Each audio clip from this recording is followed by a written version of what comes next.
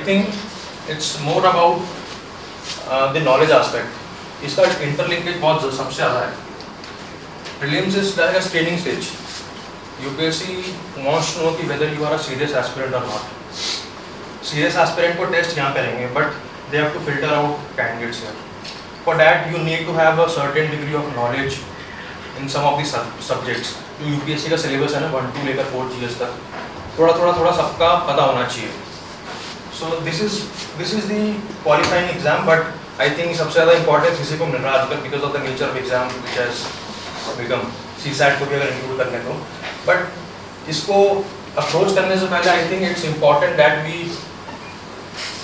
do this. I don't think कि prelims का preparation कुछ specific होता है या अलग होता है, क्योंकि mains का preparation is very important unless you have the conceptual understanding. The most important thing we have in our hands is the time factor है, क्योंकि भी prelims हुआ था 28 मई को. The time the next prelims comes, कब है next prelims? 26 May. So जुलाई तो आ गया है, so hardly you have 9 months left, ठीक है. उसके बाद मेंस का हो रहेगा. So this cycle will rotate in a very fast manner कि आपको पता नहीं लगेगा कि टाइम कब निकल जाएगा. So time is a very crucial factor. Everything revolves around the time here, ठीक है. टाइम को मैनेज करना बहुत डिफिकल्ट है and इस पर सीरियस थॉट देना बहुत ज़रूरी है, because once the time is gone ना, उसके बाद पीछे देखोगे तो यू विल रियलाइज कि सब निकल चुका है. Thank you everybody for running out here and thank you sir and thank you ma'am for those kind words. So I was one of those students who came here in 2018 September I think. So I used to sit here where the ma'am was sitting. So I was a part of the GS module batch of geography and environment here with Sharad sir. So after all these years I managed to clear this in my 6th attempt, and earlier I managed to reach the interview stage but somehow नहीं हो पाया वो. But I have not come here as one of those successful candidates, but as one of those aspirants who has seen this examination closely over 6 years, have learned and have experienced. So I am writing mains again this year in the hope that I will improve my rank, but I am still an aspirant now. So in that capacity I have come here. So in this Q&A session is more of an interaction session. So I wish to learn. For 6 years I have been in this process, so मेरे पास कुछ insights हैं that I will be able to share with you in the form of Q&A session. So Q&A रहेगा तो better रहेगा, क्योंकि there is some things which I will not be able to cover in 1.5 or 2 hours, but Q&A रहेगा तो it will be better if you can pinpoint micro aspects which you want to ask. Otherwise I will be delineating some of the aspects of what UPSC demands and what candidates are expected to do, which will make this journey a smooth journey, because this journey takes time. और कुछ aspirants होते हैं मेरी तरह जो hit and trial से चलते हैं, क्योंकि I took 5-6 years in this, but I don't want anybody else to take this much time. इसको short कर सकते हो आप with 1.5 years of preparation and 1 year का examination cycle. So it is manageable and doable in 2-3 years also. So इस point of view तो मतलब I adhere to this point of view and I suggest कि so it's going to be a two-way learning process even for me, because for 6 years I have been in this process. So मेरे पास कुछ insights हैं that I will be able to share with you in the form of Q&A session. So Q&A रहेगा तो better रहेगा, क्योंकि there is some things which I will not be able to cover in 1.5 or 2 hours, but Q&A रहेगा तो it will be better if you can pinpoint micro aspects which you want to ask. Otherwise I will be delineating some of the aspects of what UPSC demands and what candidates are expected to do, which will make this journey a smooth journey, because this journey takes time. और कुछ aspirants होते हैं मेरी तरह जो hit and trial से चलते हैं, क्योंकि I took 5-6 years in this, but I don't want anybody else to take this much time. इसको short कर सकते हो आप with 1.5 years of preparation and 1 year का examination cycle. So I would suggest कि it's better to learn not only from your own mistakes but also from the mistakes that others have committed. So उसी से learning ज़्यादा मिलता है, scope broaden होता है और understanding भी broaden होता है. So everybody is यहाँ पर GS के students I think है ना? Optional and GS module both. Okay. So I want it to be a frank conversation. यहाँ पर मैं कोई टॉपर स्टॉक वगैरह देने की मूड में भी नहीं हूँ मैं. So frank conversation रखते हैं, honest conversation रखते हैं और frankly realistically इस एग्जाम को जितना अप्रोच कर सकते हैं उतना रियलिस्टिक रखना चाहिए, because in the end it's just an examination. इसको रोमांटिसाइज करना या आइडियलाइज करना it's not, मतलब it does not deserve that thing. Realistic होकर इसको अप्रोच करो and just like another examination इसको क्रैक किया जा सकता है. That's what I think.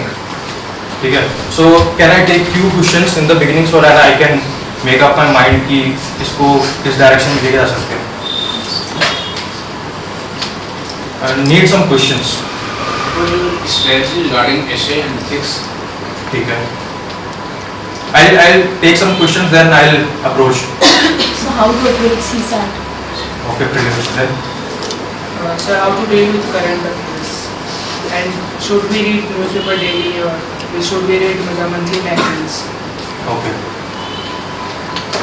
Any other thing which you want to ask? Non-personal. So subject focused.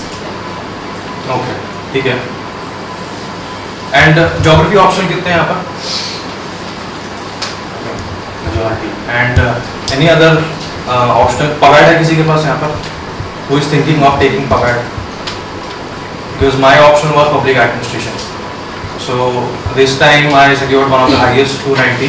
So if somebody is considering taking PAGAD, so उसके बारे में बात कर सकते हैं after we are done with the GS. So I'll take some 30 minutes before coming on to the topics that I want to discuss. So one thing is that I was in this journey for long 10 years. Even before switching to UPSC, I was preparing for the defense services examination. So ND and CDS I was associated for 6 years. Although I could not manage to clear it, but nonetheless it was the UPSC exam also. So nature वही रहता है. Although the intensity or the magnitude of the question they ask is little low. So रब करने का मन नहीं है मेरा इसमें. So कुछ डायमेंशंस मैं सुबह सोच रहा था कि किस बारे में बात कर सकते हैं.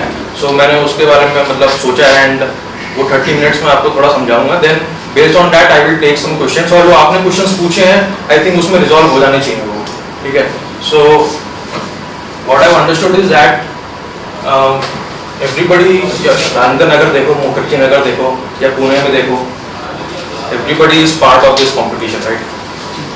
So if we take this as the standard line, serious aspirants अगर होंगे ना तो around 1 लाख के आसपास होंगे out of the 10 lakh people who fill the examination form. So serious candidate का जो 1 लाख का जो number है ना, this is that standard. So effort must be made to reach this standard at least. Because इसका डेविएशन अगर होगा थोड़ा ऊपर होगा, so there are high chances that you will crack in the first, second or third attempt.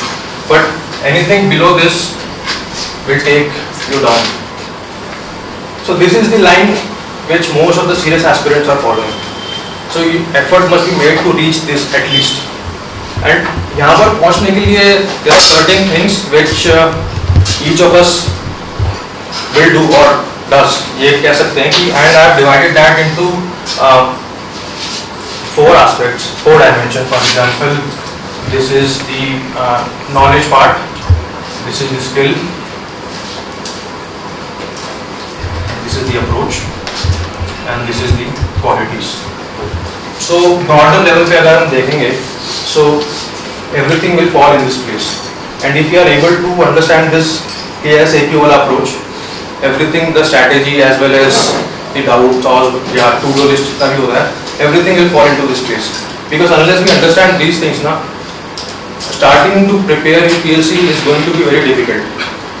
क्योंकि the most important thing we have in our hands is the time factor है, क्योंकि we prelims हुआ था 28 मई को, the time the next prelims comes, कब है next prelims? 26 May. So जुलाई तो आ गया, so hardly you have 9 months left, ठीक है, उसके बाद मेंस का हो जाएगा. So this cycle will rotate in a very fast manner कि आपको पता नहीं लगेगा कि टाइम कब निकल जाएगा. So time is a very crucial factor. Everything revolves around the time here, ठीक है. टाइम को मैनेज करना बहुत डिफिकल्ट है and इस पर सीरियस थॉट देना बहुत जरूरी है, because once the time is gone ना, उसके बाद पीछे देखोगे तो you will realize कि सब निकल चुका है. Then you will shift to the next cycle of examination. So this knowledge aspect of what I call is the knowledge dimension is the stepping stone towards, and this is the beginning of everything, and this starts from the reading of the syllabus.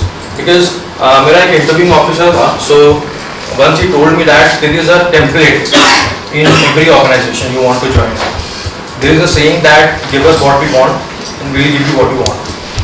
UPSC के work same applicable है, और UPSC is demanding that a candidate should be trainable individual who has sufficient knowledge, a sound knowledge base, and who have possessed the officer-like qualities. अगर उनके पास वो है तो he is eligible to get into the list and he is trainable to that extent कि उसको journalist role बना सकते हैं या फिर उसको ये सर्विस पकड़ा सकते हैं. So to become that, to reach that eligibility, knowledge is the first thing, and this is what UPSC requires. ठीक है, qualities तो officers like qualities होती हैं, तो everybody is supposed to have, क्योंकि इंटरव्यू में I think वही check किया जाता है, as far as I know. But this thing is very crucial because this thing will determine how you score well in prelims as well as mains. If you see that 1750 is the mains का marks, and it takes around 86 or 87% of your weightage. So 1750 is a huge amount, and amount तो कहना ठीक नहीं रहेगा, but weightage इसका बहुत ज़्यादा है, and this is dependent on the knowledge aspect. And to knowledge को seek करने से पहले we have to understand what UPSC is demanding, and to see that we have to go through the notification first, which I think most of the students do not go through. इसको seriously study करने का बहुत ज़रूरी इसलिए है क्योंकि we are living in this era of excess of supply of information. If you go and roam around Rajendra Nagar ना, content का supply इतना ज़्यादा है कि there is an urge to go and read everything, but we have to limit the sources. Murnal sir I think YouTube पे मैंने एक दो वीडियो देखा था, तो he said कि थोड़ा पढ़ना चाहिए और आगे बढ़ना चाहिए. That should be the approach, because UPSC wants an individual to have a sufficient understanding of the concepts as well as some knowledge on that aspect of the syllabus that it is requiring. So 250, 350 words या 500 words से ज़्यादा का knowledge आपको ज़रूरत भी नहीं है और necessity भी नहीं है, because if you see the mains का answers, it requires you to write a 250 word answer, ठीक है, and beyond that there the space will not allow you, उसका ज़रूरत भी नहीं है. तो make sure that you cover the syllabus holistically, and जितना पूछा गया उतना तो पढ़ ही लीजिए, because it is important to reach this line, because everybody is standing here. कुछ लोग होंगे जो यहाँ पर stand कर रहे होंगे, but this is your competition. Effort should be made to reach there at least, ठीक है, and यहाँ पहुँचने के लिए you need some knowledge. उसके लिए syllabus का understanding होना बहुत ज़रूरी है, and knowledge के साथ साथ what you need to do is coverage, which I think that is also manageable in this, क्योंकि supply इतना ज़्यादा हो रहा है information का कि knowledge is not a limitation now. Knowledge हर जगह मिल जाएगा. YouTube पे भी इतने free courses चल रहे हैं, paid courses भी इतने सारे हैं. So this is not a problem here, but the problem lies in this skill set, where most of the candidates flunk. This is manageable. This is not a limitation भी नहीं है और ये कोई challenge भी नहीं है, ठीक है. But this is the skill set which we need, and skill set, I mean that aptitude to solve MCQs and answer writing.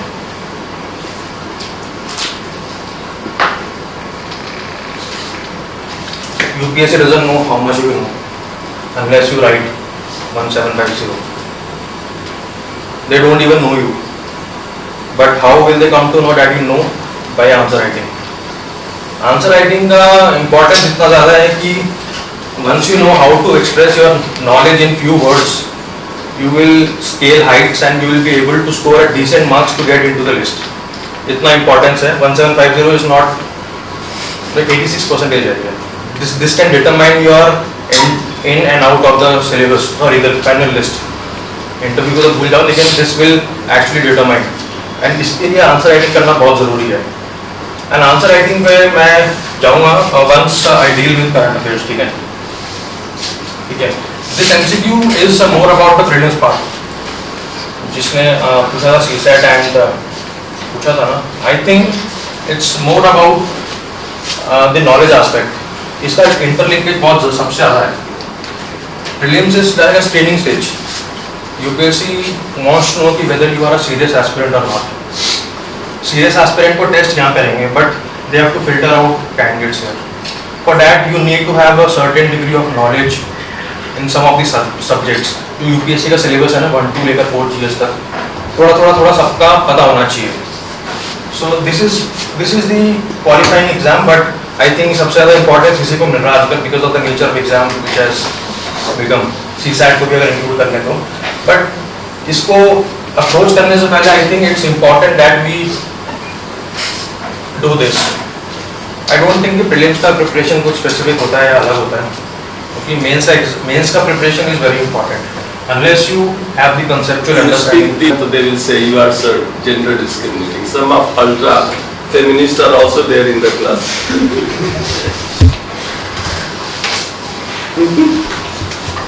तो इसमें जैसा सर कह रहे हैं इंटीग्रेशन जोड़ देते हैं. हाँ, integration is very important. But integration को मैं सर अप्रोच में लेके आने वाला था, बिकॉज ये यहाँ पर मैटर करता है. बिकॉज यहाँ पर आपको ना प्रॉब्लम ये है कि time as a resource is very very very much in scarcity. तो आपको इंटीग्रेशन करना बहुत ज़रूरी है इसमें, because you have to know कि what is relevant for prelims and what is relevant for mains. आप प्रीलिम्स का पेपर उठा के दीजिए, 5-6 साल का देख लीजिए कि what type of question they are asking. Most of the questions in prelims revolve around the factual. जो अभी आपने देखा होगा, आई थिंक फैक्ट्स का रेलिवेंस इतना बढ़ गया है कि you have to mug up a lot of things. Concept के साथ साथ आपको मगिंग अप भी करना पड़ेगा, एंड ये सब किससे चीज़ होता है, ये प्रैक्टिस से होता है. And practice comes from the developing that skill. अब ये स्किल ना इतना इंपॉर्टेंट हो गया है कि that should come into your muscle memory. Because mains का एग्जामिनेशन ऐसा हो गया है कि you don't have enough time to think over in the examination hall. उसमें क्या होता है कि your brain and your muscles they should be in harmony and there should be a connect between both of them. Mains में 20 questions in 3 hours बहुत difficult हो जाता है लिखने के लिए, but what we can do is to integrate your mind and your muscle memory. Muscle memory develop करने के लिए this thing is very important. Unless you do it, knowledge is insufficient. And technically exam है, उनके parameters हैं कुछ, marks के basis पे आपका क्वालिफिकेशन होगा. ठीक है. So मार्क्स लाने के लिए you have to write what you know. Before writing you need to know कि आंसर राइटिंग लिख करते कैसे हैं. So I'll come on this later, but integration aspect is very important. And integration Why is he is able to speak the muscle memory? Because he was shy. बोलने का sir मतलब नहीं अभी. So integration aspect बहुत जरूरी था, but integration के लिए you have to know what is being asked in the respective examination ना. How will you integrate? Because दोनों का approach बहुत different है. Prelims में जाके you cannot dump the information you have sought for the mains. Similarly prelims का insufficient रहता है mains में जाने के लिए. So you have to clearly delineate as well as integrate both the part of the examination. ठीक है. And qualities को मैं थोड़ा बाद में ले जाएंगे. But मेरे को आंसर राइटिंग के ऊपर थोड़ा बात करना है, because I think यहाँ पर इतना फोकस दिया नहीं जाता, या फिर बहुत ओवर एम्फसाइज चीज़ है. बहुत लोग बोलते हो आंसर राइटिंग करो, but how do you do that. ठीक है. मैं बहुत लोगों के अंदर हेजिटेशन भी होता है स्टार्टिंग में, है ना. Most of the people will relate है कि आंसर राइटिंग हेजिटेशन बहुत ज़्यादा होता है. कि प्रॉब्लम क्या होता है कि सब्जेक्ट कंप्लीट नहीं होता है पहली बात तो. Then you have that, you don't have enough confidence that कि I will be able to write good answer और नॉट. तो उसके लिए सॉल्यूशन मैंने सिर्फ एक ढूंढा था. लाइक मोस्ट ऑफ पीपल से कि ऐसा नहीं करना चाहिए, आंसर राइटिंग स्टार्ट करना नहीं चाहिए जब तक you do and complete the syllabus. But what I think is ना, you can do it on a daily basis. For example when you study newspaper वाला क्वेश्चन आपने पूछा था ना कि न्यूज़पेपर, आई थिंक एक न्यूज़पेपर सफिशिएंटली पढ़ लेना चाहिए 2 आवर्स का, एंड अनदर न्यूज़पेपर का एक एडिटोरियल पढ़ लो, काफ़ी है। हिंदू या फिर इंडियन एक्सप्रेस, उसके साथ कॉम्प्लीमेंट कर लो एडिटोरियल्स दूसरे न्यूज़पेपर पे। क्या है ना कि वो कुछ चीज़ें होती हैं दूसरे न्यूज़पेपर्स कवर करते हैं, but that does not get covered in Hindu और इंडियन एक्सप्रेस और एनी अदर न्यूज़पेपर। उसको हॉलिस्टिक करने के लिए you have to rely on 2 newspapers. You will realise this once you are into this ना game, you will realise this कि आपका growth कितना जल्दी जल्दी हो रहा है once you integrate both the newspapers. ये इंटरव्यू में जाके बोला जाता है कि you should read at least 2 newspapers, की इंफॉर्मेशन थोड़ा डंप करो दिमाग में, analyse, but this is helpful even for the prelims as well as mains. It will hardly take 2 hours a day, but ये बहुत क्या कहते हैं इन्वेस्टमेंट अगर इतना कर पाओगे तो that will help you broaden the understanding of the subject also. क्योंकि स्टैटिक कॉम्पोनेंट अलग चीज़ है, but contemporary development how do you come to know? By reading the articles of the scholars और well as the think tank जो लिख के देते हैं ना, I think that is most important thing. And इसका रिलेवेंस कहाँ पर ज़्यादा पड़ता है? आई थिंक पेपर 2 है ना एंड पेपर 3, इसका सबसे ज़्यादा रिलेवेंस इन चीज़ों में, बिकॉज कंटेम्प्रेरी डेवलपमेंट के बारे में ज़्यादा कुछ चाहते हैं ना, वो that can be counted using the editorials itself. And answer writing का मेरा अप्रोच क्या था कि suppose you read editorials like 5 to 6 op-ed pages, okay? So suppose subject cover नहीं हो आपका, what you can do is ना editorial पढ़ो, read it twice, okay? Substance पता लग जाना चाहिए। For example, state summit हुआ SEO का भी recently, ठीक है? So newspapers are replete with articles and articles about SEO relevance क्या है, अभी क्या developments हो रहा है। Read those articles, okay? Do a reverse engineering. Article पढ़ने के बाद you on your own frame a question, ठीक है? सब्सटेंस तो पता लग गया ना तुम्हें, you make frame your own question, उसको आंसर लिखो उसके ऊपर using the same content। अब उसका क्या कहते हैं कि फायदा क्या है उसका कि first is that you develop that muscle memory of writing answers. ये हेजिटेशन ब्रेक करने के लिए गेटवे है ना, ये विंडो ऑफ अपॉर्चुनिटी है, ये बहुत जरूरी है। Don't start writing answers जो सब्जेक्ट आपने कवर नहीं किया, but you can anyway write summary of the articles you have already studied in the newspaper, no? Even if you are not writing 250-word answer, start with writing 50-word answer or 100-word answer. That is sufficient to break that inertia. पढ़ो, substance उसमें से निकालो, frame your own question, write an answer, then after writing the answer, read your answers, whether it is readable or not. Because examiner क्या demand करता है कि you should clearly articulate your ideas. You should express with respect to the demand of the question. अगर वो demand meet हो रही है, he will give you a good marks. Otherwise वो below average marks देके रह जाएगा and you will leave behind. But उसके लिए आंसर राइटिंग के बाद you should read your answer, then frame your another question based on the answer you have already written. ये थोड़ा डिफिकल्ट एक्सरसाइज होता है स्टार्टिंग में, but once you get into the tune ना, ये थोड़ा इजी हो जाता है एक टाइम के बाद। पहला फर्स्ट क्वेश्चन लिखो, then answer, then frame the another question based on the answer you have already written, then match this question and your question. If these matches, I think your demand is met. अगर ये match नहीं हो रहा तो then you have to work on this answer. ये आप start कर सकते हो, start with 50-word answer और 100 और 150। ये हेजिटेशन ब्रेक करने के लिए आई थिंक सबसे बड़ा क्या कहते हैं, बहुत रिडिकुलस भी लग रहा होगा, but I think it works.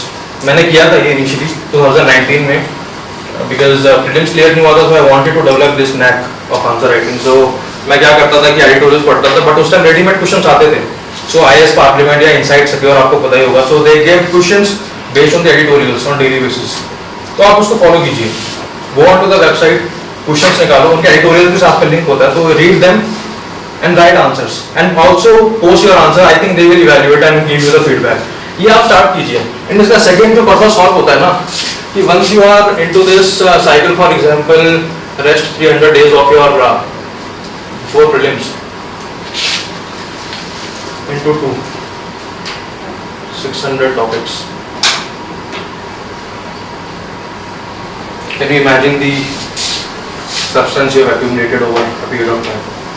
Compounding effect देख रहे हो आप, this will is way higher than the mains 365 या फिर इनसाइट्स का कोई जो मॉड्यूल आप पढ़ते हो, इसका वेटेज या फिर इसका वैल्यू बहुत ज़्यादा होगा। वो आप रीड करोगे उस टाइम मेंस के एग्जाम से पहले, that will remain in your memory for a short duration of time. But ये आंसर्स आपने accumulate किए हैं, substance आपने माइंड में डाला है, and you have written this, reproduced on a piece of paper.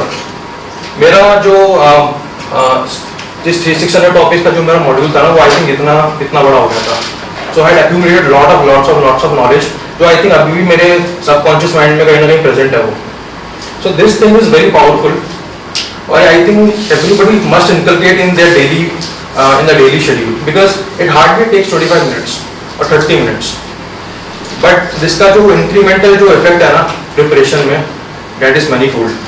So ये आपको realize नहीं होगा, but when you write a test series or you actually appear in the mains examination, आपको realize होगा कि things will start coming to you naturally. So this thing I think you can inculcate in your daily schedule. Incrementally what benefit करता है ये. And I think these are the things which I wanted to convey. ये मेरा description था what I did in my preparation. Hit and trial से मैंने बहुत कुछ सीखा भी है, कुछ चीज़ें वर्क भी नहीं की थी मेरे लिए, but this is what I used to do. And if you feel this is important in your preparation, your strategy, you can incorporate. Otherwise, if you feel that your strategy is unique to yourself और वो आपके लिए help कर रही है, you feel free to discard it. But I think this is the broad thing everybody else does. क्योंकि broad framework यही रहता है. Minor इधर changes करते रहते हैं लोग अपने according needs के according, but broad framework यही रहता है. And इसके अलावा एक to-do list होता है, which I think most of the people do based on my conversation with them. First thing is the daily reading of the newspaper. I think ये सबको ही पता होगा and follow भी कर रहे होंगे वो, ठीक है. But editorials you should read every day. अगर मन भी नहीं कर रहा है तब भी पढ़ना पड़ेगा. नहीं, अगर पढ़ने का मन भी नहीं है तो at least go on YouTube, watch those DNA videos. I think वो उतना तो माइंड में कहीं कैप्चर हो ही जाएगा वो इन्फॉर्मेशन, ठीक है.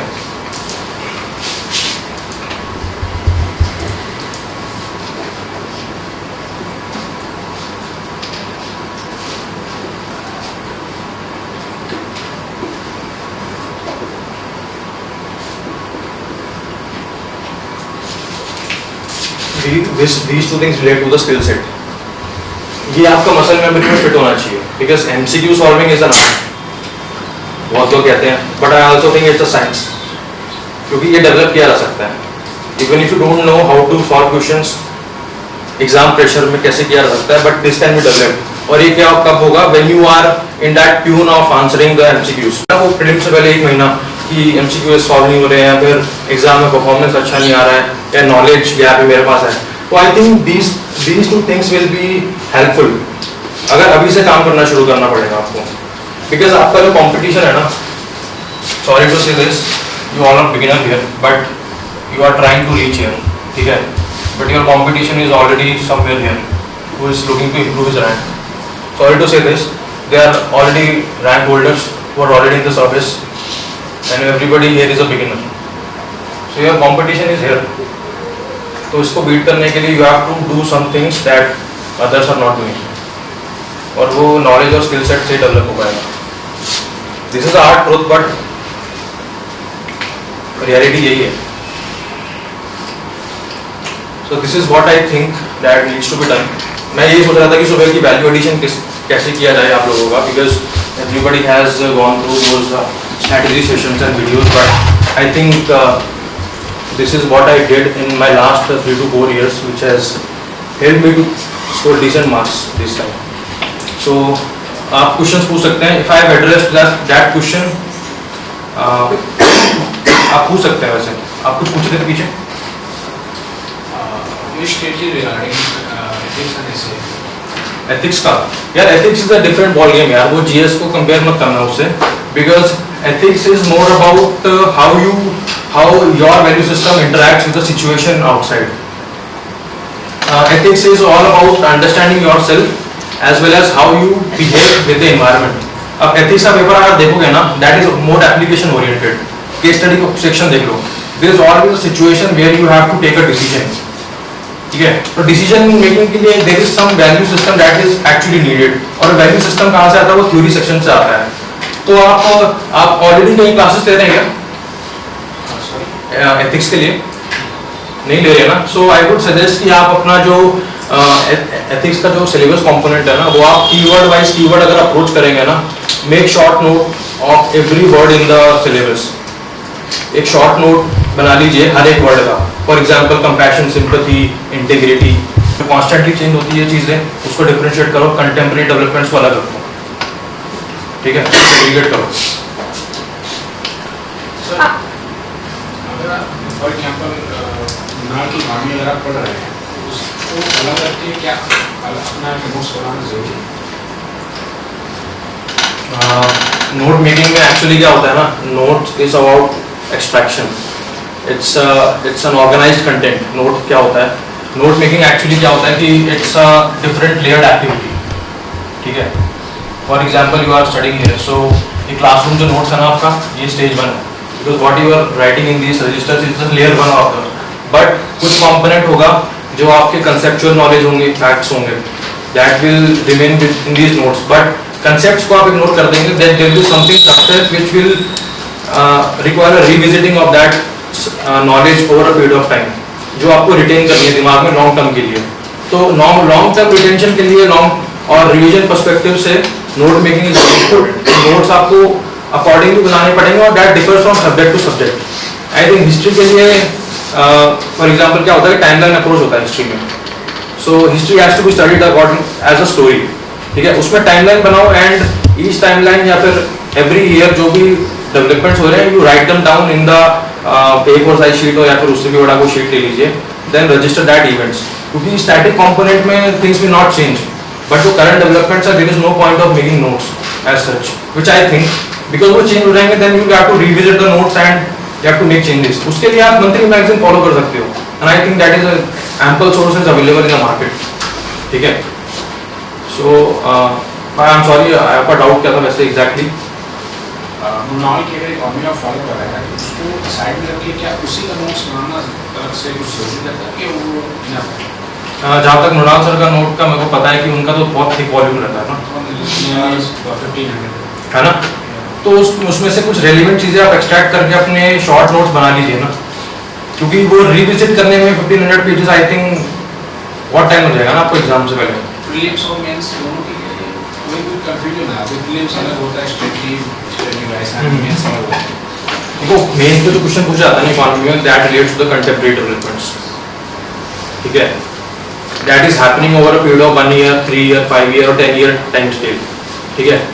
यूपीएससी में मेंस में इकोनॉमी क्वेश्चन ब्रॉड लेवल पे पूछ जाते हैं, बर्ड आई व्यू लिया जाता है उसमें से। आप प्रीवियस ईयर देखिए, उसमें फैक्चुअल नेचर आप उसमें क्या कहते हैं, आइसिंग ऑन द केक होता है ना, वो वाला उसमें अप्लाई कर सकते हैं अगर आपको फैक्ट्स मालूम है, लेकिन वो contemporary development you can not put that into that piece of paper, ठीक है। आप ब्रॉड थीम्स कैप्चर कर सकते हैं उसमें से, फॉर एग्जाम्पल ग्लोबलाइजेशन का हो गया, ठीक है, देन इंटीग्रेशन की तो वर्ल्ड इकोनॉमी, या फिर आत्मनिर्भर का थीम हो गया, या फिर मेक इन इंडिया का हो गया, वुमेन एम्पावरमेंट हो गया, those things you can keep in your mind back of the head, और उसमें कीवर्ड अप्रोच होता है, उसमें आप नोट्स में बना लीजिए उसको, बट कंसेप्ट्स आपके दिमाग में रहेंगे वो, ठीक है। But when you will revisit those facts ना, तो आपको थीम या फिर बैकग्राउंड में जो कंसेप्ट्स होगा ना, वो आपको आप रिकॉल कर पाओगे, ठीक है।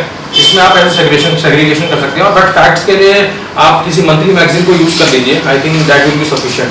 बट इकोनॉमिक सर्वे आपको पढ़ना बहुत जरूरी है, एटलीस्ट 2 साल के, पिछले 2 साल के, बिकॉज वो थीम्स कैरी ऑन होती है। फॉर एग्जाम्पल कोविड है ना, कोविड की वजह से गवर्नमेंट्स ने क्या क्या स्टेप लिए थे, दैट विल कैरी ऑन, उसके इम्पैक्ट्स अभी तक विजिबल रहेंगे। फॉर एग्जाम्पल फिस्कल डेफिसिट के टारगेट्स या फिर डेट टू जीडीपी के जो टारगेट है ना, that will have a historical aspect, वो कोविड के टाइम से चल रहा है या फिर स्लो डाउन से चल रहा है, तो वो थीम्स कैप्चर करना बहुत जरूरी है इसमें। इसलिए आपको बजट या फिर इकोनॉमिक सर्वे लास्ट 2 साल के एटलीस्ट तो पता होनी चाहिए आप, तो थीम्स आप नोट्स में इनकॉर्पोरेट कर सकते हो, that will be helpful in the essay as well. Now, how to practice for MCQs? MCQ के लिए what I suggest is ना, आप सब्जेक्ट वाइज अप्रोच देखिए उसमें। For example if you are done with history, previous year जाना बहुत जरूरी है उसमें। प्रीवियस ईयर क्वेश्चन आप रेफर कर सकते हो टू हैव एन अंडरस्टैंडिंग कि किस एंगल से क्वेश्चन पूछे जा रहा है, बिकॉज स्ट्रेट फॉरवर्ड क्वेश्चन बहुत कम पूछे जाते हैं आजकल तो, लेकिन उसका एक एफिशिएंट सोर्स में क्या लगता है ना, कि इनसाइट्स का जो वेबसाइट है ना, they have like 15-20 questions daily basis पे अपलोड करते हैं red honours website I think. So revision through MCQs इनका एक प्रोग्राम चल रहा है I think. Then subject wise भी क्वेश्चन पूछे जाते हैं उनके एंड करंट अफेयर्स भी पूछे जाते हैं. इवन सीसैट के क्वेश्चन भी डेली बेसिस पे दे आस्क. डार्ट का प्रोग्राम आई थिंक उनका एक daily aptitude reasoning and test something ऐसा कुछ है. So you can visit that website and spend around 40-45 minutes जिससे आप एमसीक्यू सॉल्व कर पाएँ. एमसीक्यू सॉल्व करने के बाद they give you the key answer की, तो उससे आप अपना वेरीफाई कर सकते हैं कि how close you are to the answer और how correct is your knowledge.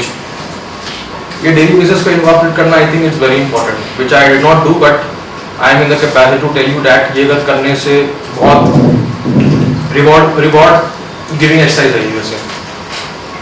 Visit a website जो आपको लगता है ना आईएएस बाबा हो गया है, फिर इनसाइट्स है, फिर IAS parliament. Visit that website, वो आपको एंगेज रखेगी किसी ना किसी तरह से.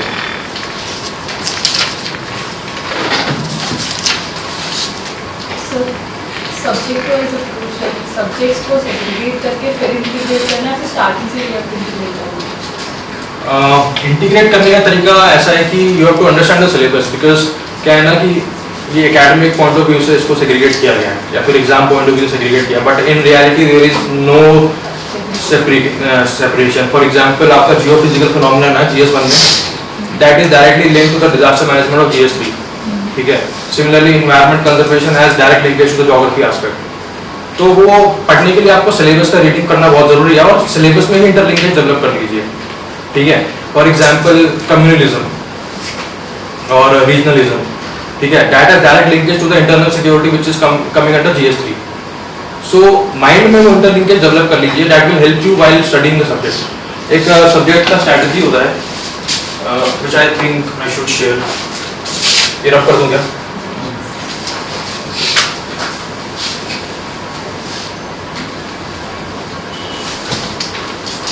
एक सीक्वेंशियल स्टडी होता है वैसे.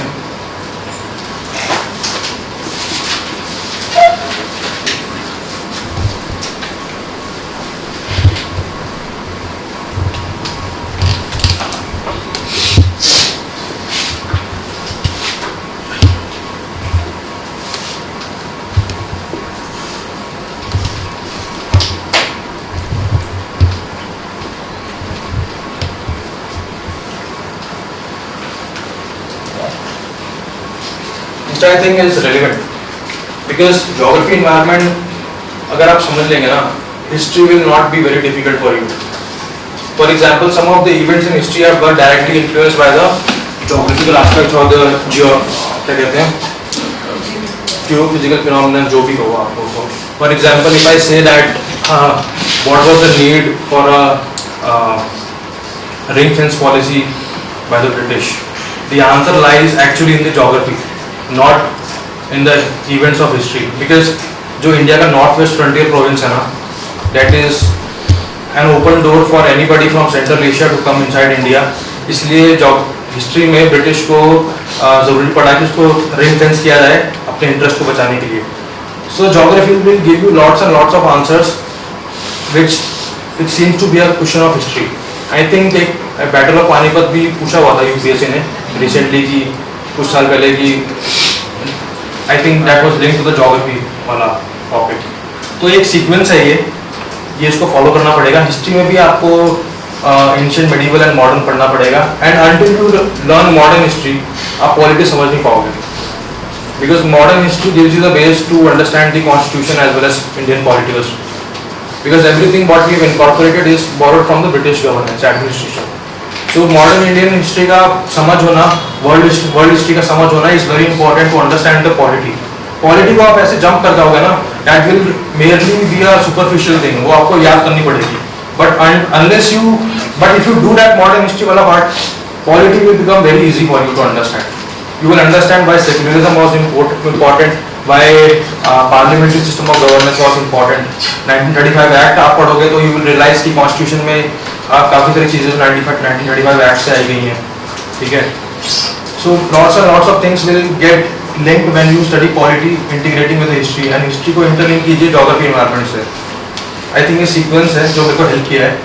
Economy you can read stand alone basis पे साइंस एंड टेक्नोलॉजी पढ़ सकते हो, बट अदर सब्जेक्ट्स हैं जैसे ऑप्शनल हो गए या फिर जीएस के अदर सब्जेक्ट्स हो गए, you can do it any other time, but I think these are the 5 subjects that you need to conquer before doing other things. This is the sequence which I followed. I think that remains relevant for me.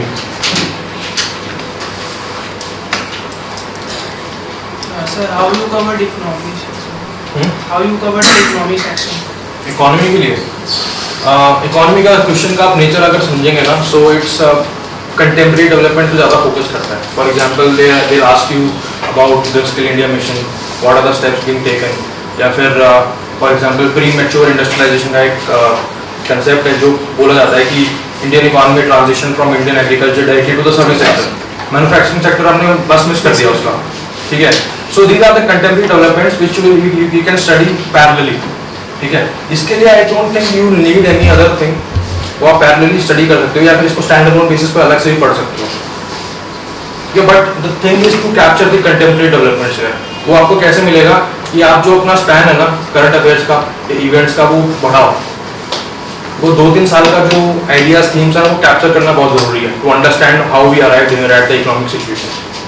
और world economy से link करना बहुत जरूरी है, because as we know कि integration of Indian economy is a reality now. Interest rate hike in US is impacting somehow the foreign portfolio investment या फिर RBI का interest rate hike. So that thing will get covered in the IR section, I think. So वो आप parallelly चलेगा. IR के लिए क्या है कि it's not a difficult thing. आप डेली बेसिस पे करंट अफेयर्स पढ़िए, न्यूज़ आर्टिकल्स पढ़िए, I think वो कवर कर लेगा आपको. उसके लिए ज़्यादा फोकस करने की जरूरत नहीं है. So, but what were your sources for economy? What were your sources for economy? Economy के लिए यार मैंने शीरा मायस का एक बुकलेट आता है वो पढ़ा था मैंने.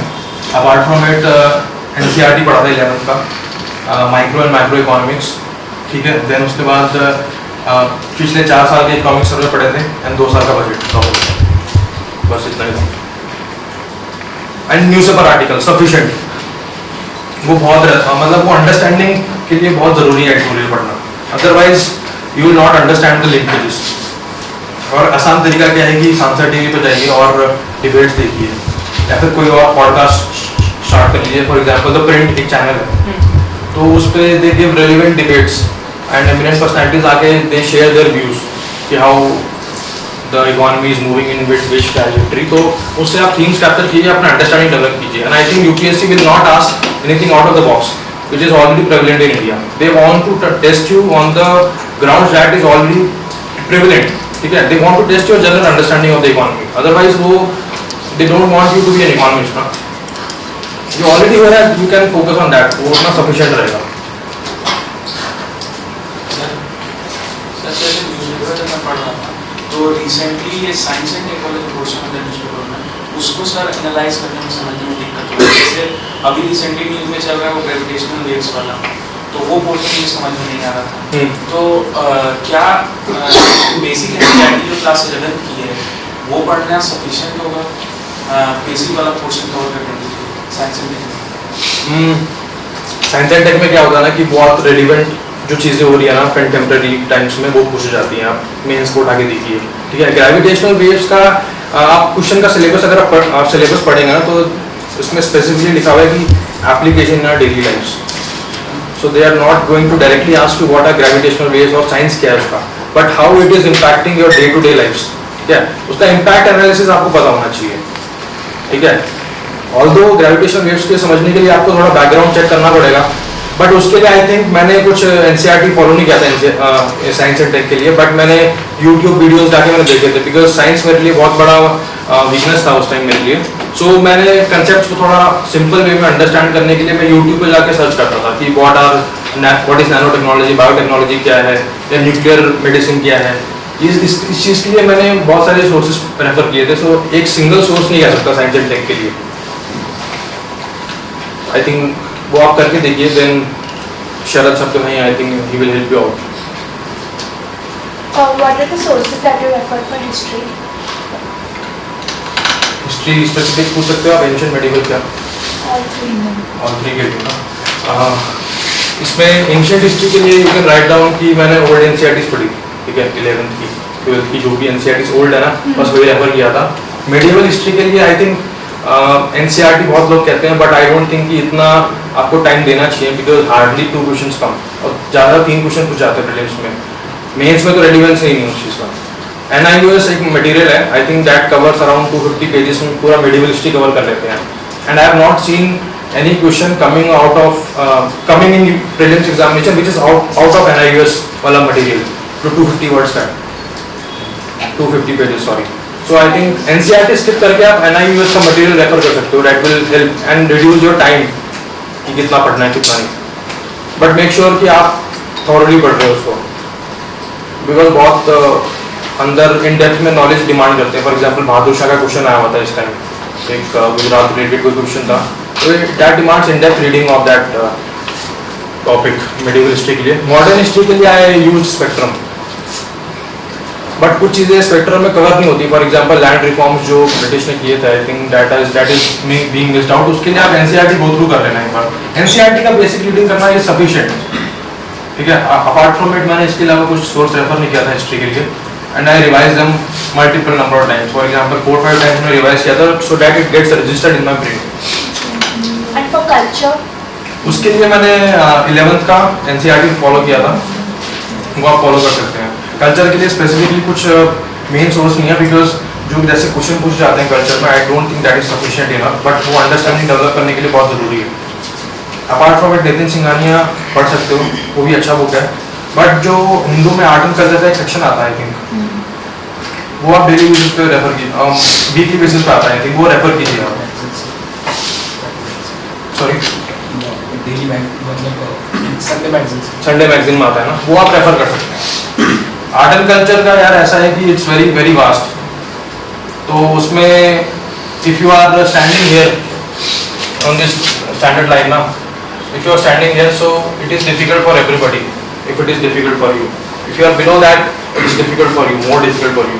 अगर वो क्वेश्चन किसी के बस का नहीं सॉल्व करना, that is a thing like you have to understand, क्योंकि रिलेटिव परफॉर्मेंस मैटर करता है एग्जामिनेशन में। सो आप बेसिक कवर कर लीजिए, उसके बाद you can diversify your sources.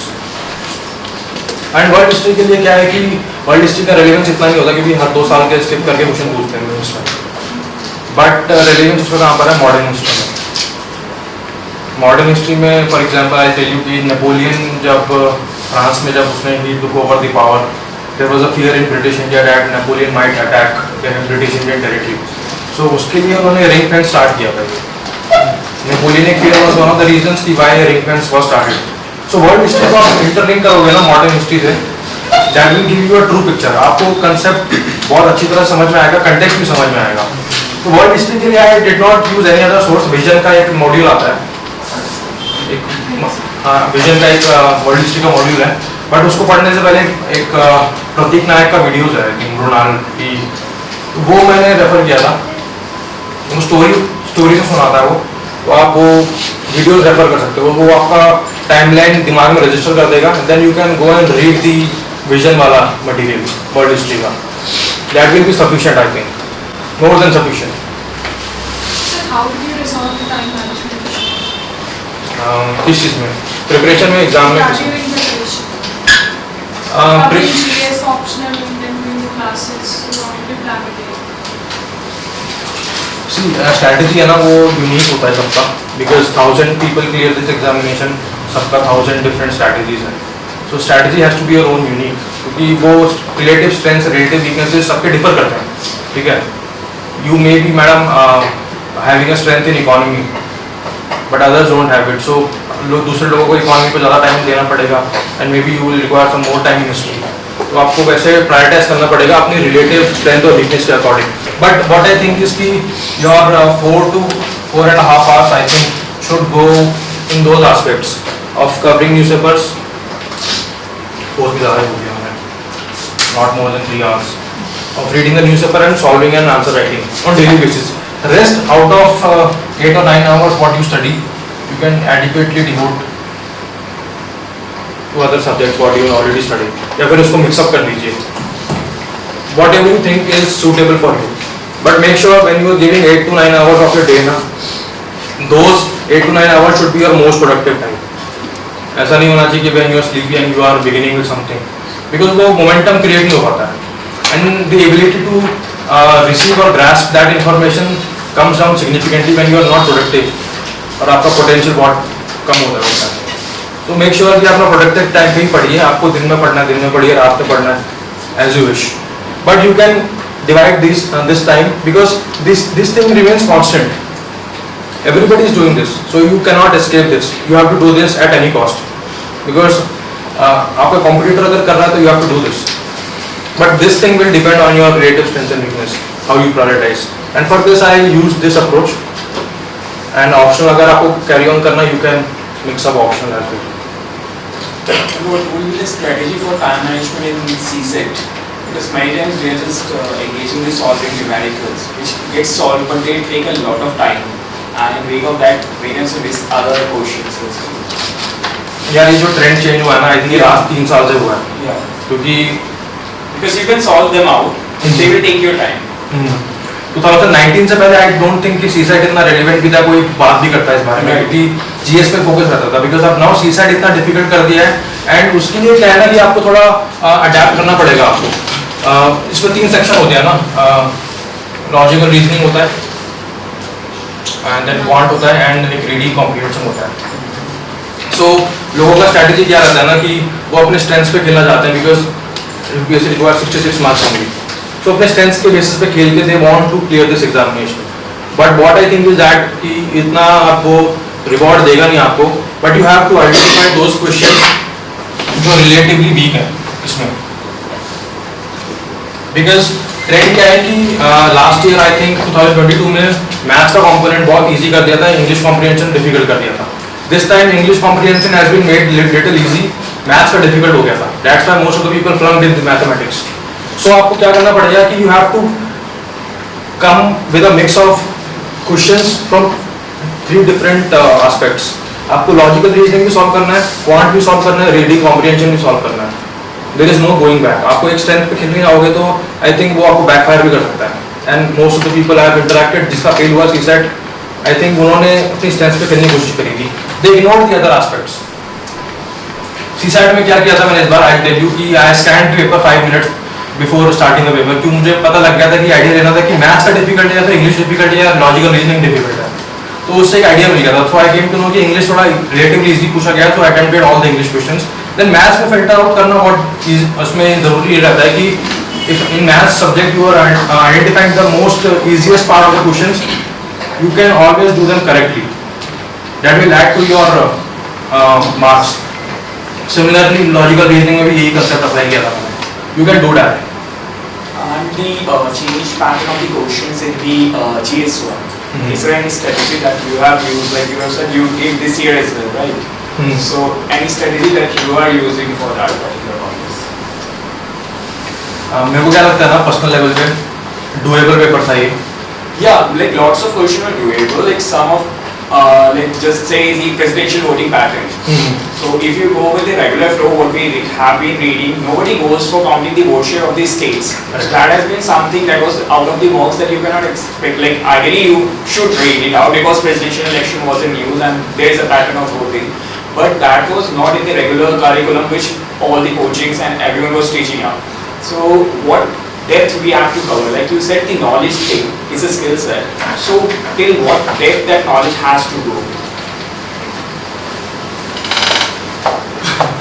सी मेरे को क्या लगता है कि आपको प्रेसिडेंशियल इलेक्शन का मैकेनिज्म पता होना चाहिए, Yeah, right. But rest of the things will depend how you approach the question. For example उसमें अरुणाचल प्रदेश का पूछा गया था, पुडुचेरी का पूछा गया था, सो उसमें थोड़ा गेस वर्क कर सकते हो आप, बिकॉज व्हाट आई सेड ना कि वो स्टैंडर्ड जो लाइन है ना, एवरीबॉडी स्टैंडिंग देयर, तो आपके लिए डिफिकल्ट हो, सबके लिए डिफिकल्ट होगा, and most of people are doing right, तो आप भी करोगे वो।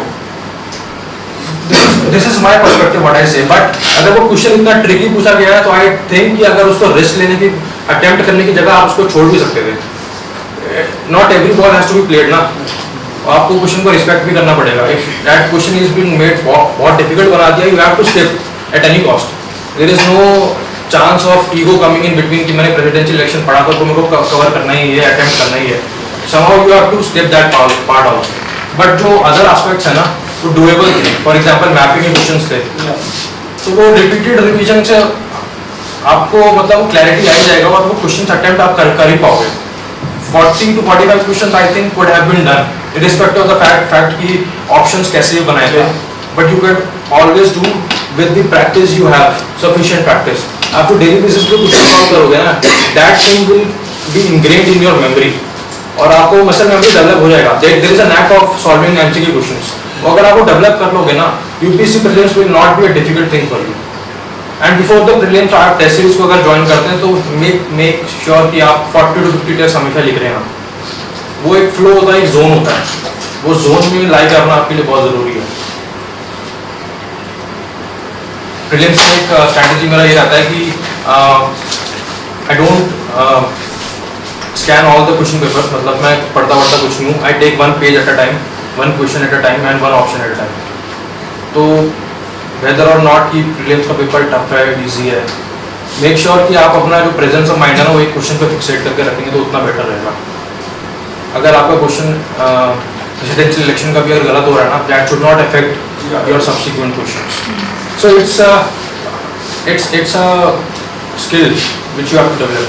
वही मैं I end up repeating myself if ऐसे क्वेश्चन पूछ जाएंगे because everything lies in that domain.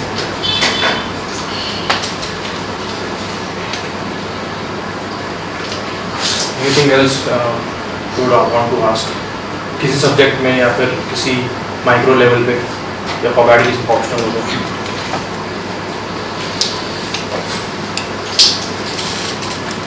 And before winding up my session I think वो क्वालिटी वाला पार्ट मैंने छोड़ दिया था because this is the most important thing which will help you carry on in this entire process. Because इसके बिना I don't think knowledge और skill इतना मैटर करेगा. Because what I think is courage is very important है. ठीक है, तो courage to start and courage to even continue despite failures. Because failure is inevitable in this examination. There is no surety that you will succeed, but there is surety that you may fail. That is a reality. A lot. मैं idealism में नहीं जीऊँगा इसमें, क्योंकि each of us will fail at point of time. इसमें कहीं ना कहीं prelims, mains या interview में. And some of you may clear the examination in first attempt itself. That is even a possibility. But failure is inevitable here. ठीक है? So उसके लिए you need courage, some courage. Courage to start is a reason why you all are here. So that is a commendable thing because सारे लोग pursue नहीं करते civil subjects को. Mainly because ये time duration इतना ज़्यादा है कि 3 to 5 years लग जाते हैं. पंचवर्षीय योजना जिसको कहते हैं लोग. But that requires courage and that is a commendable thing that you have started this preparation. But courage to continue requires even more determinism despite failures. Second thing is that you should be very honest with yourself at least. दुनिया के लिए तुम जितने मर्जी honest हो या liar हो, nobody cares. But you should be honest with yourself because that is the source of all the improvement that you will do over a period of time. Because unless you know where are your weaknesses, where you are lagging, you cannot make a course correction. वो बहुत ज़रूरी है इसमें. ठीक है. And adaptability I think it's very important. आपको changing needs के according adapt करना पड़ेगा. There is no straight jacket approach. You have to adopt what is the trend of the questions being asked, what your competitor is doing, and what you are doing. If you stay rigid, I think वहाँ game आधा lost हो जाएगा आपका. So on that note, I think I have conveyed what I wanted to convey. So for maths, how did you prepare for CSAT? Like you figure out the question patterns and then solve it. ये मेरा practice से हुआ था because I was in the mode of giving examination for the last 8 to 9 years. तो maths के लिए मैंने I did not use any other. आप classes के बारे में पूछना चाह रहे हैं? क्लासेस के बारे में पूछना चाह रहे हैं या फिर या सब्जेक्ट वाइज ऐसे? Subject wise. Sorry, I am not I will not be able to give that answer पर किया था, but this came through practice. ठीक है. मैथ्स का जो क्वेश्चंस आते हैं ना, you can not always put की फॉर्मूला लगेगा वहाँ पर. Sometimes they require you to think logically and derive answers. So you can devise your own mechanism या फिर go through YouTube, understand the concept where you're lagging subject wise, या फिर micro subject listing करो आप उसको. आपको लग रहा है कि ये पार्ट डिफिकल्ट है, you can always refer the internet to your help. But practice is very important. This exam is more about developing the skill set and reproducing what you know already in the examination hall. इसके अलावा I don't think I can summarize in a better manner. Sir 3 से 4 attempt देने के बाद आपने जो plan B या backup plan का सोचा वो मेरा सबसे बड़ा मिस्टेक था क्योंकि मैं इसी को परस्यू कर रहा था. बट आई थिंक रियलिस्टिकली जीना चाहिए लोगों को. सर क्योंकि अगर तीसरा चौथा अटेम्प्ट अगर किसी का हो तो रिस्क लेने में आदमी एक स्टेप बैक ले लेता है. करेक्ट. पूरा प्रोसेस 1 साल का पूरा वो क्या करता है. आई थिंक कि ये एक सफिशिएंट ग्राउंड है क्योंकि अनसर्टेनिटी इस एग्जाम में बहुत ज़्यादा है and you can not stay attach to this examination whole your life if you don't clear God forbid. But realistically speaking आपको प्लान भी रखना पड़ेगा because there is no certainty in this examination. मेरे पास नहीं था but I convey this to you all कि back of the mind होना चाहिए but that does not mean कि आप कॉम्प्लेसेंट हो जाओ. Plan B is a plan B, that is not plan A. Plan A should be UPSC. But आपको backup रखना पड़ेगा कुछ ना कुछ. रोमांटिसाइज नहीं करना इस एग्जाम को. Just an exam with lots of uncertainty but रखना बहुत ज़रूरी है आई थिंक. और सर शरद सर के नोट्स में जीएस वाले आपने कौन कौन से एरिया में अपग्रेडेशन किए कोई एरिया में और कहाँ है वो उनके नोट्स आपको ज़्यादा यूजफुल है. ज्योग्राफी इन्वायरमेंट के लिए मैंने कुछ पढ़ा नहीं नोट्स के अलावा. फ्रैंकली बताऊँ तो मैंने एनसीईआरटीज पढ़ी थी क्योंकि सर ने बोला था कि एनसीईआरटी गो थ्रू करना बहुत ज़रूरी है हर सब्जेक्ट के अंदर. In fact not only geography environment but NCERT refer करना is the must because standard textbook है ना वो. Everybody is reading that. You have to at least go through that part of NCERT जहाँ से वो क्वेश्चन पूछ रहे हैं. एनसीईआरटीज पढ़ी थी और वो मंथली मैगजीन्स में करंट जो होता है डेवलपमेंट्स जोग्राफिकली या फिर इन्वायरमेंट रिलेटेड बस उसको मैं रेगुलरली अपडेट करता रहा था. तो इसके अलावा मैंने आई डोंट थिंक कि मैंने जोग्राफी के लिए कुछ एक्स्ट्रा पढ़ा था इसमें. नोट्स सफिशिएंट है. I think that covers most of the aspect of the syllabus. और प्रीवियस ईयर क्वेश्चन इनकॉर्पोरेट करके वो होलिस्टिक हो गया था मेरा नोट्स का ना कंपाइलेशन. तो मैं उसी को रेफर करता था उसको बार बार पढ़ता था. इसके अलावा मैंने कुछ रेफर नहीं किया ज्योग्राफी में. And do you refer to those monthly magazines, Yojana, Kurukshetra, Science Reporter? वो जो कंटेम्प्रेरी एस्पेक्ट में बोल रहा था ना developments I think that gets covered in Yojana and Kurukshetra. Kurukshetra is more about rural development या फिर डिफरेंट एस्पेक्ट हो जाता है वो. ठीक है. But you can go through PDF ना. उसमें कुछ रेलिवेंट आपको लग रहा है कि आपके ऑप्शन में ऐड कर रहा है वैल्यू ऐड कर रहा है या फिर वो किसी जीएस पेपर को मतलब एड ऑन कर रहा है तो you can always read an article. जो राइटर्स होते हैं ना I think they also they are government servants most of the time या फिर पॉलिसी थिंक टैंक के होते हैं वो. सो उनके views I think somehow not in similar fashion but it somehow gets reflected in the editorials you also read.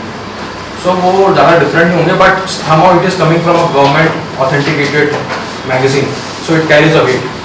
तो वो रेफर कर सकते हो आप. And Science Reporter? Science reporter मैंने फॉलो नहीं किया. साइंस के लिए आई डोंट थिंक मैंने कुछ एक्स्ट्रा रेफर किया था एक्सेप्ट फॉर मंथली मैगजीन्स है.